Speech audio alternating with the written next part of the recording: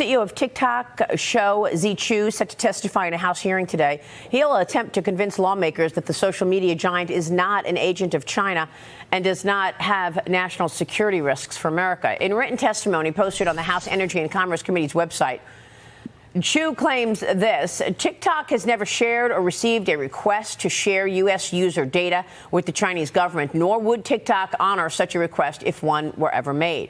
Joining me now is Florida Congressman Michael Waltz. He's a member of the Armed Services and Foreign Affairs Committees. He's also a former Green Beret and Army and National Guard colonel. Congressman, thanks very much for being here this morning. Your reaction to what the CEO of TikTok is saying and ahead of this hearing today?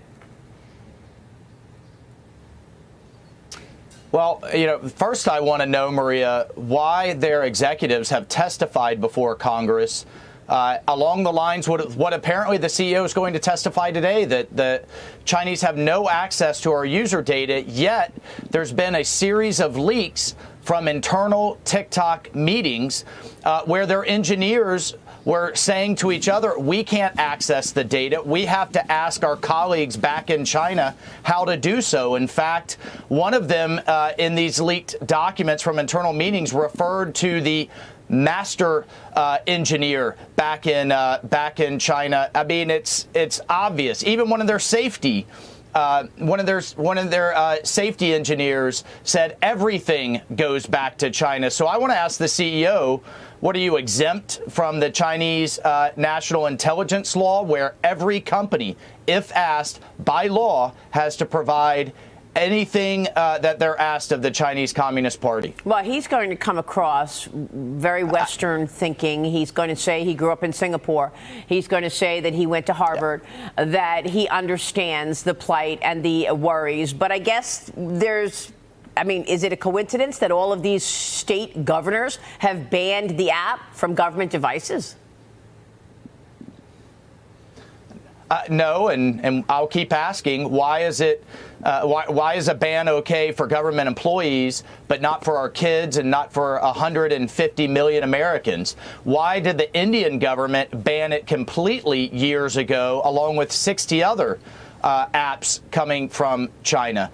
So if the Indian government can do it, we can too. We need to take a leadership role here. We cannot have, on the one hand, our greatest adversary, as listed by multiple administrations in the in their national defense strategy, have access to 150 million Americans, be able to propagandize to 150 million Americans, and to be able to collect on us. We would have never stood for this with the Soviet Union. We shouldn't be today. Yeah, I mean, we're talking about this morning on set, and I want to get the panel's reviews here. But first, here's Arkansas Senator Tom Cotton with me on Sunday Morning Futures, responding to a potential acquisition of Forbes Media by the Sun Group. That's a company that we are told has ties to the Russian government and Vladimir Putin. Watch this.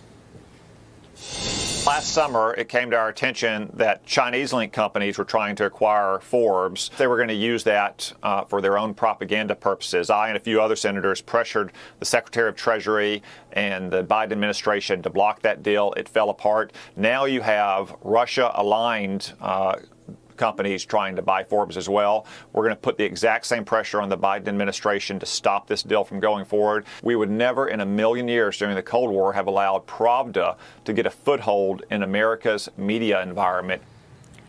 Congressman, I want to get your take on what you know about this, but let me just tell you that Shiv Kempka, who is someone that I had met years ago in Davos, he sent me a note, and he said, Maria, I want you to know that I own the Sun Group. And we've put together this consortium to acquire Forbes with a majority of U.S. investors. We want to let you know that we're not backed by any Russians or representing Russian interests in this acquisition.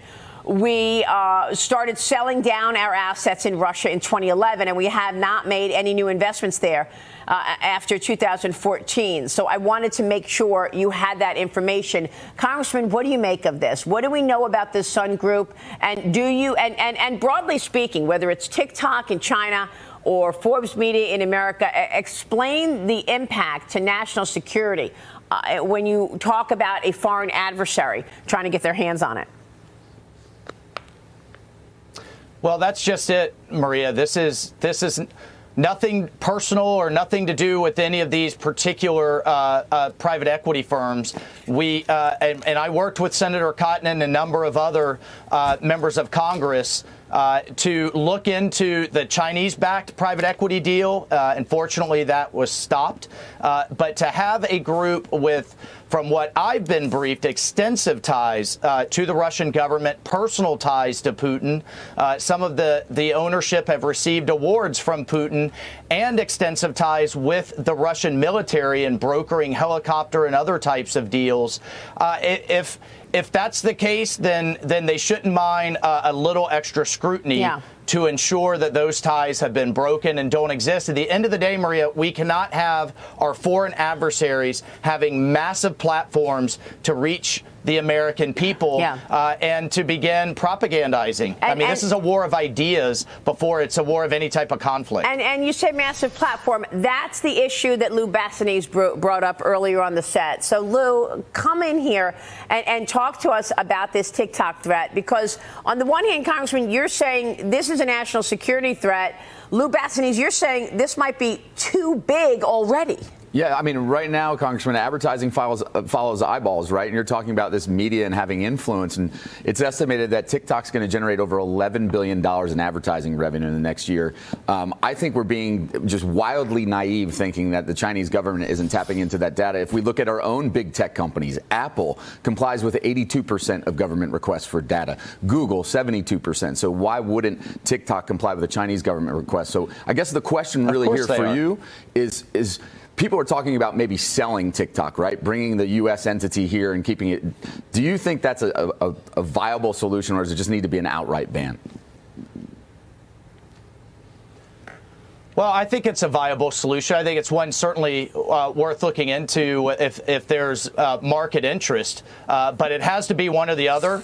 I'm glad to see the administration reverse course on this. We should have done it years ago when the Trump administration went down this line, because we just had the FBI, the intelligence community, over the last few days. And I mean, the evidence is clear. I'll leave it at that. That the algorithms are different that reach U.S. audiences versus Chinese audiences. Of course, the Chinese, their own internal documents talk about Chinese access to it. And then, we can't overlook the threat of them being able to locate and influence key aspects of our society: pilots, railroad engineers, doctors. It is incredibly nefarious what can be done here, and we just can't stand for it. That is a great point. Congressman, thank you. We'll be watching all of this, and of course the hearing today with the CEO of TikTok, Michael Waltz, joining us this morning in D.C. Thank you, sir.